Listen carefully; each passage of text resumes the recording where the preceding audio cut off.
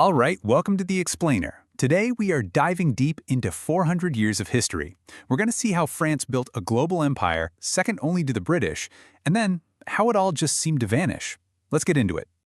So, picture this. At its absolute peak, the French Empire covered almost 9% of the entire world's landmass. It was huge. Fast forward to today, and France is mainly a European nation, with 13 overseas territories left over. And that huge difference, that stark contrast, well, that's the puzzle we're here to solve.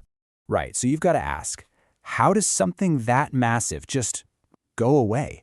An empire that size doesn't just fade out quietly. Its collapse is a massive story of war, revolution, and a complete shift in global power. So how did it happen? That's the big question we're tackling today. Okay, so let's rewind to the very beginning, to the first French Empire. Now, if you're picturing huge cities and waves of settlers like the British colonies, think again. This empire was built on something completely different, the hunt for a few, very specific, and very, very valuable goods. So it all kicks off in 1534 when Jacques Cartier sails up the St. Lawrence River. And over the next 150 years, French claims spread out like this giant crescent across the continent, all the way from Quebec down the Mississippi. At the same time, they were grabbing these super valuable little islands down in the Caribbean. Get this, just 3,000. That's it. After more than 50 years of settlement, that was the entire European population in all of New France. This wasn't an empire about building new societies. It was basically a massive business network built to trade for beaver pelts, and it totally depended on alliances with indigenous peoples. Okay, so if that massive chunk of land in North America wasn't the cash cow, then where was the real money being made? Well, it was all happening right here, in the Caribbean. The slave colonies were the absolute economic powerhouse. I mean, we're talking about a single colony, Saint Domingue, which is modern-day Haiti, pumping out 40% of Europe's sugar and 60% of its coffee. It was insanely profitable. But here's the thing about this first empire.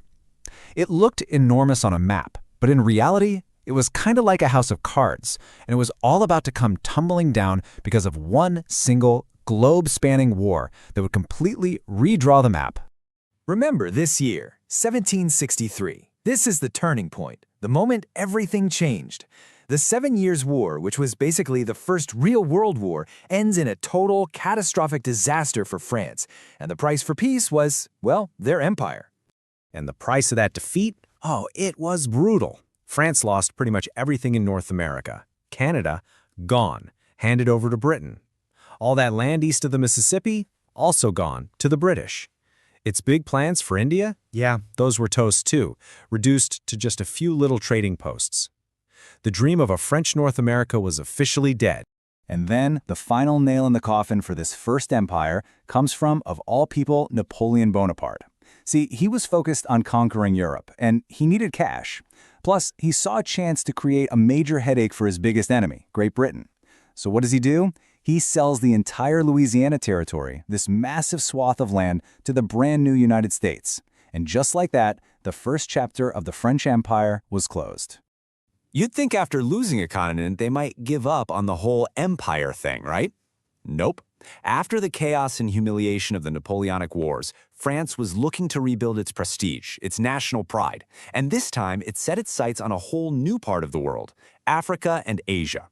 And the Second Empire came together incredibly fast. It starts with the invasion of Algeria in 1830. Then, boom, Tunisia becomes a protectorate. Then they form French Indochina over in Southeast Asia. And then they bundle a huge chunk of West Africa into one big federation.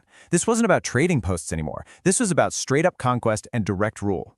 And this chart, wow, this really shows you the insane speed of it all. In 1870, European countries controlled only about 10% of Africa. But just a few decades later, by 1914, that number skyrockets to 90%.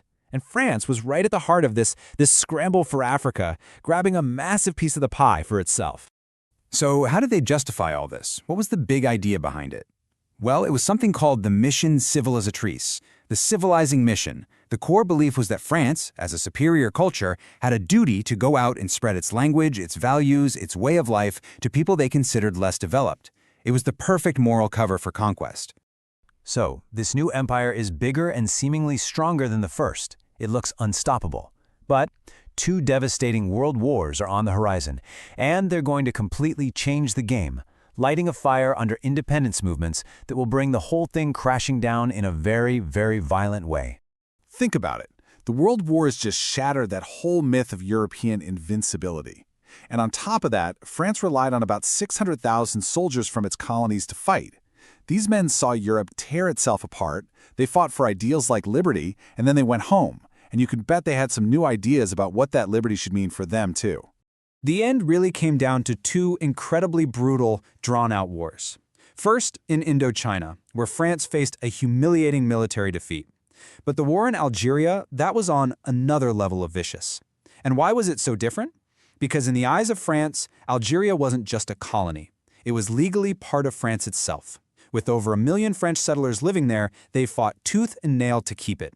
The conflict got so ugly, it actually brought down the entire French government back in Paris. And the human toll of decolonization, it's just staggering. We're talking tens of thousands dead in the Madagascar revolt, over 500,000 in the First Indochina War, hundreds of thousands in the Algerian War alone. These aren't just statistics. They represent a brutal, painful end to the imperial age. So, the empire as a political map is gone. But that doesn't mean it just vanished. Its legacy is all around us. So let's take a look at what's left over from this 400-year story and how it's still shaping our world. You might be surprised to learn that France isn't just a European country. Even today, there are still 13 overseas territories, scattered from the Caribbean all the way to the Pacific. We're talking about 2.8 million people who are French citizens but live thousands of miles from Paris. It's a direct, living remnant of that colonial past. And then there's the language. 238 million. That's a huge number. That's how many people around the world speak French today. So even though the flags and the armies are gone, this massive cultural and linguistic footprint is still there, woven into the fabric of dozens of countries. So that brings us to our final thought. The empire, as a collection of territories ruled from Paris, is gone. But when you have millions of people still living under French rule in these overseas territories and hundreds of millions more speaking the language, can we really say the story of the French Empire is over? It's something to think about. Thanks for joining us on The Explainer.